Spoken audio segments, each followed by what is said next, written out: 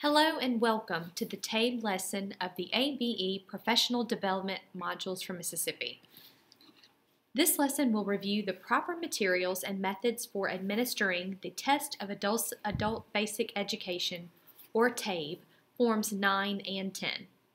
Before you begin administering the TABE, there are a few materials you will need to give the test.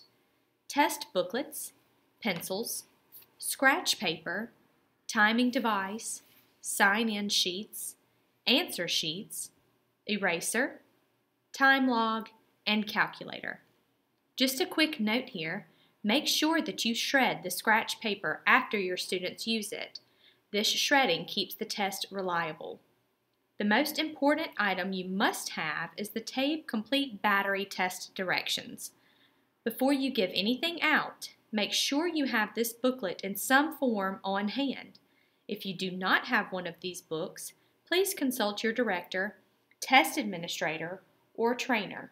An easy way to find exactly what you want in the book is to tab your pages.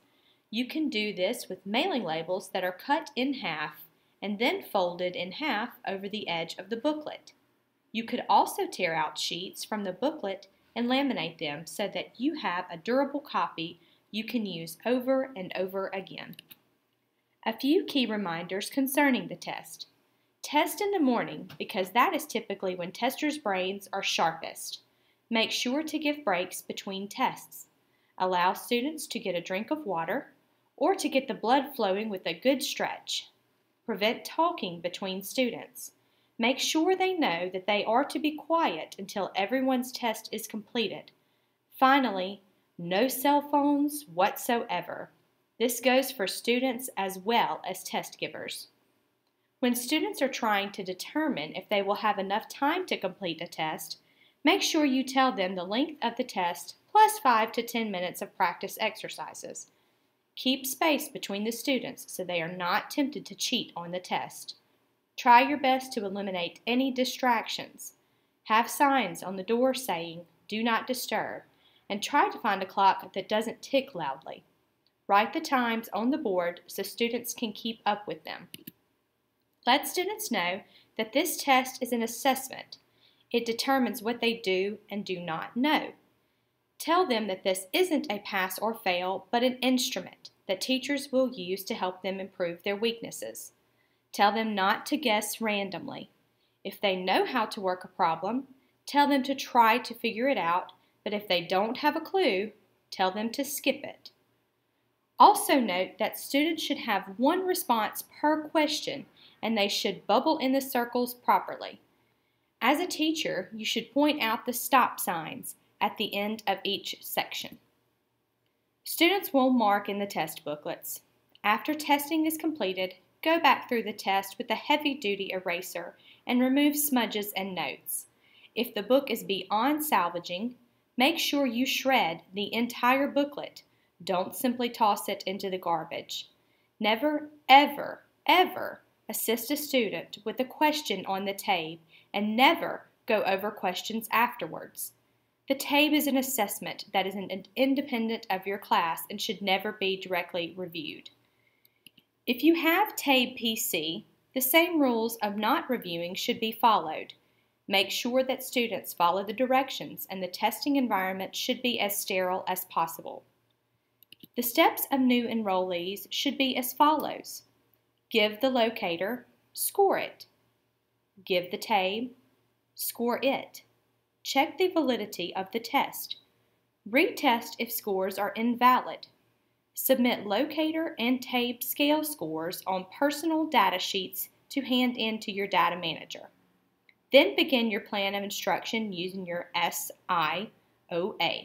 Are the students' instructional objectives and assignments. You must test all 4 parts on the locator and TABE. Tests 5, 6, and 7, the vocabulary, language mechanics, and spelling tests, are optional but are never counted on a student's personal data sheet.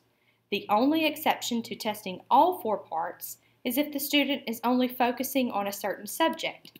For example, if a student has passed all subjects of the GED except for the mathematical reasoning, the student would only have to take the 2 math portions of the locator and the 2 math portions of the TABE. For post-testers, follow a similar procedure. Use the proper form. If you used Form 9 for the pre-test, use Form 10 for the post-test and vice versa.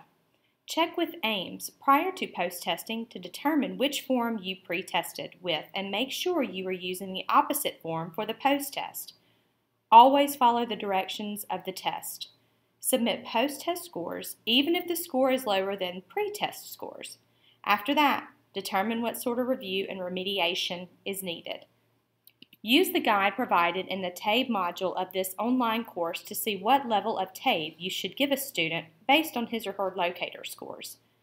In the module, you can print off the guide and tape it to your desk as a handy reference. You must remember that just because a student scores a specific level on the locator in reading does not mean that they are the same level in math and language. Students will be different levels on subjects, especially if they have learning disabilities. You must have locator scores for each TABE section you test. The TABE is a secure test, meaning that you cannot leave students alone with it, and you cannot let them leave the room with the test. When not in use, you must make sure that the tests are placed in a location where they cannot be easily spotted and removed from the classroom. Also make absolutely sure you use the timing sheet to log time tested. Once a student has completed the test, then you have to determine if the scores are in range. Use the chart on the handout in the module to determine if the test results are legitimate.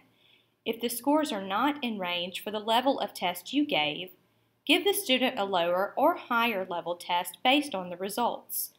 Also note on the student's personal data sheet that you retested because of out-of-range scores.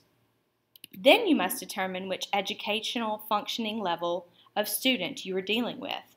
You do that by referring to your chart or using the EFL given on the TABE results sheet. When you begin determining where instruction should begin, you must remember that NRS standards require that instruction should begin with the lowest functioning level, since that is what determines a student's educational functioning level. If you have 2 or 3 subjects that are on the same level, use the guide to help you determine which subject would be the easiest to move up a level. These on-screen results have a student who is on educational functioning level 4 in all 3 subjects. Because the student is in EFL 4 in all 3 subjects, you can then determine which subject has the easiest path to get up on the next level. You only need 10 points to get a gain in reading as opposed to 48 in math and 36 in language, so naturally you would focus on getting the gain in reading. You can include language and math in the lessons, but know that reading is the easiest path to a gain. When reviewing the TABE results sheet, be positive with the student. Help them set realistic goals. Point out to them what portions of the subject they need the most work in. Include them in the learning process by telling them where you will be focusing your instruction. Finally, remember that you can test EFL 1, 2, 3, and 4 students after 40 hours of instruction and EFL 5 students after 30 hours.